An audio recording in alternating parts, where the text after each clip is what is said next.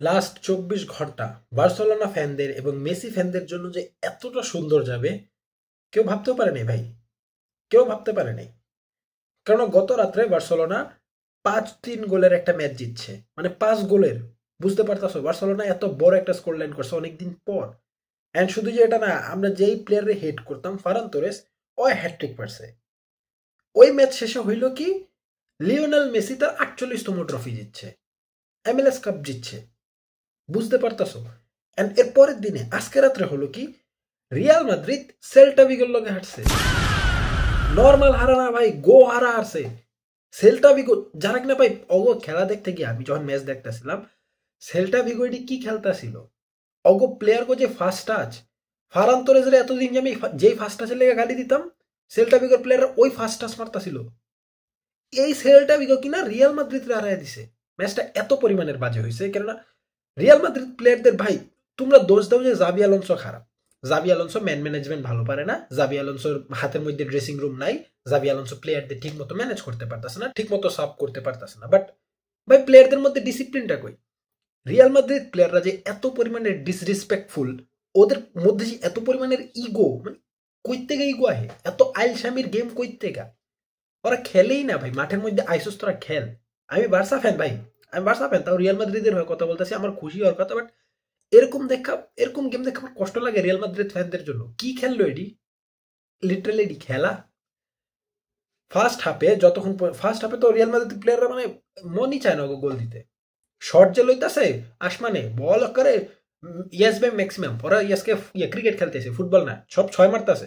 ভাই Real Madrid যে এতটা অফুল হবে, আর আমার কষ্ট লাগতেছে কি জানো? সবচেয়ে বড় কষ্ট লাগতেছে, আমরা এই রিয়াল মাদ্রিদের কাছে হারছি, এল ক্লাসিকোতে এই রিয়াল মাদ্রিদের কাছে হারছি। পুরো ম্যাচ দেখা না আমার মানে রাগ উঠতেছিল। তোমরা রেফারির দোষ দিবা, যে রেফারি এটা সেটা। আজকের ম্যাচে কার্ড হয়েছে কটা জানো? তোমরা হয়তোবা জানো যে 2টা রেড কার্ড হয়েছে, আর হলুদ কার্ডের সংখ্যা তোমরা জানো না, আমি বলি টোটাল 9টা হলুদ কার্ড হয়েছে, এন্ড রেড কার্ড 2টা না 3টা হয়েছে। এখন অবাক হইতে পারো যে রেড কার্ড তো মাত্র 2টা হইলো, 3টা কইতে গেল। 3 নাম্বার রেড কার্ড খাইছে এন্ড্রিক, যে কিনা ম্যাচে নামেও না, যে কিনা এই সিজনে একবারও ম্যাচে নামেই নেই। ও বেঞ্চে বসে রেড কার্ড খাইছে। রিয়াল মাদ্রিদের এত বাজে অবস্থা কেমন হইলো ভাই? প্লেয়ারদের মধ্যে ডিসিপ্লিন বলতে কিছুই নেই। আর যারা কিনা ওই যে জুড বেলিংহামকে best best best Zinedine Bellingham বানায় দিছিলা, কই তোমাদের বেলিংহাম কই ভাই? অনেকে বলবে ভাই জুড বেলিং এর উপরে ফাউল হয়েছে, ওর চোখ দিয়ে রক্ত বের করে লাইছে, তারপর কাট দেয় না, এটা কোনো কথা? সেম লজিকে তাহলে ভিনিসিয়াস জুনিয়র যে ইনাকি পেনিয়ার নাক ফাটায় রক্ত বের করছে, ওটা তো কোনো কার্ড হলো না। আর ওই ফাউলের মধ্যে গোল দিয়া রিয়াল মাদ্রিদ ম্যাচ ড্র করছে। এখন এই লজিক কই যাব? রক্ত বেরিলেই যে খালি ফাউল হবে ওরকম না। জুড বেলিংহাম নিজে প্লেয়ারের ব্যাক থেকে ধরতেছে। ভাই প্লেয়ার, তুমি বললে খেলবো, প্লেয়ারের হাত পাও লড়বই, বল নিয়ে খেলার সময় প্লেয়ারের হাত পাও লড়বই। তুমি পিছন থেকে যদি এমএ ধরে বসো না, মারা খাইবা। জুড বেলিংহাম মারা খাইবা। এডি কিনা আবার পেদ্রির লোকে কম্পেয়ার করে। ভাই পেদ্রি যদি এই সেল্টা ভিগোরে পাইতো, এরকম অফুল সেল্টা ভিগোরে পাইতো, মাঠের মধ্যে ল্যাংটা করে মারতো। আমি বুঝতেছি না এরকম খেলা কি খেলা, কি খেলছে মাদ্রিদ এডি? সেল্টা ভিগো যারা কিনা একটা অফুল গেম খেলতেছে, যারা কিনা বলও ঠিক মতো রিসিভও করতে পারতেছে না, হে সেল্টা ভিগোর কাছে 2-2টা গোল খাইছে। তো আবার গড ড্যাম জিরা টিবো কর্তুয়া থাকতো। কর্তুয়া না থাকলে যে কি অবস্থা হইতো বলার বাহিরে ভাই, বলার বাহিরে। আজকে চুয়ামিনি, ভেদে ভেলভার্দে, তারপর রুডিগার, ওরা তো আজকে 6 মারতে নামছে। 6, খালি 6। প্লেয়াররে পারে না, ধাক্কা ফেলায় দেয়। আমরা ফুটবল খেলতেছি, আমি তো বললাম আমি ধাক্কা দিব। হ্যাঁ, কি খেলা দেখছি ভাই।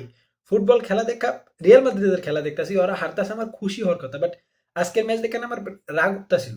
বার্সেলোনা আমি এতদিন একটা ফারান তোরেসের দেখা মাথা ধরতেছিল, আজকে তো আমি টোটাল 11টা ফারান তোরেস দেখতেছিলাম রিয়াল মাদ্রিদের জার্সি পরা। এত অফুল গেম।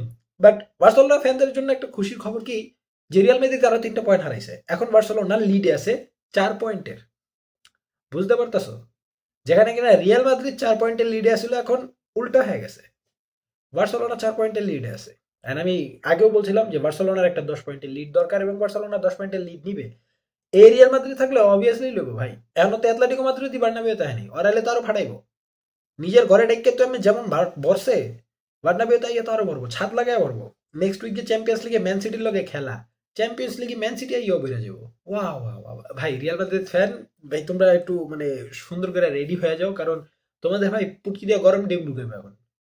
তোমাদের মাদ্রিদের যে অবস্থা হয়ে রয়েছে, পুটকি দিয়ে গরম ডিম ঢুকাবে। কারণ প্লেয়ারগুলোর মধ্যে যে মিল মহব্বত নাই, একেবারে নাই, খেলার ইচ্ছাই নেই ওগো। মানে এই বছর এত সুন্দর সুন্দর ট্রান্সফার করছো, এত নামি দামি প্লেয়ার আনছো, সব গেছে। দুইটা রেড কার্ড খাইতো, দুইটা ডিফেন্স শেষ। মিলিতাও তো ইঞ্জুরি খেয়ে গেছে গা, এখন কি আর বা হিউসেন তো নাই।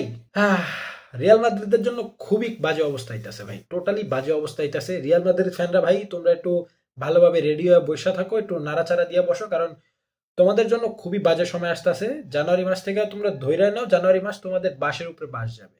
ওই যে বার্সেলোনা যেমন প্রতি নভেম্বরে মারা খায়, তোমাদের জানুয়ারি মাস ধরে নাও, এই ডিসেম্বরও মারা খাইবা। ডিসেম্বর তো মাত্র শুরু হয়েছে, এখনো তো কত ম্যাচ বাকি, রিও মারা খাইবা। বাট বার্সেলোনা ফ্যানরা তোমরা খুশি হয়ে যাও, বার্সেলোনা কোনো পয়েন্ট হারায় নেই, রিয়াল মাদ্রিদ আরো 3টা পয়েন্ট হারিয়েছে, বার্সেলোনা এখন 4 পয়েন্টের লিড আছে। সো আমরা একটা ম্যাচ হারলেও আমরা লিডে থাকবো। সো ওই নিয়ে চিন্তা নেই, বার্সেলোনা ম্যাচ হারবো না, বার্সেলোনা যে ভালো খেলতেছে, I trust my team. But আজকের ভিডিওতে আমি বলবো না যে লাইক করো, কমেন্ট করো, সাবস্ক্রাইব করো। ভাই তোমরা রিয়াল মাদ্রিদ ফ্যান হলে তোমাদের যে ফ্রাস্ট্রেশন আছে সেটা কমেন্টে জানাই দিতে পারো, চাইলে আমার উপরে বাইর করতে পারো, ওতে আমারই রিচ বাড়বো, আমারই লাভ। তোমরা যার ফ্রাস্ট্রেশন বাই করবা কমেন্টে, আমারই রিচ বাড়ার কথা। So no problem with that, তোমরা করতেই পারো কমেন্ট সেকশন, তোমাদের জন্য আমার কমেন্ট সেকশন ওপেন আছে, যেমন চাই তা করতে পারো। অ্যান্ড দেখা হচ্ছে তোমাদের সাথে নেক্সট ভিডিওতে, ততক্ষণ পর্যন্ত পিস আউট।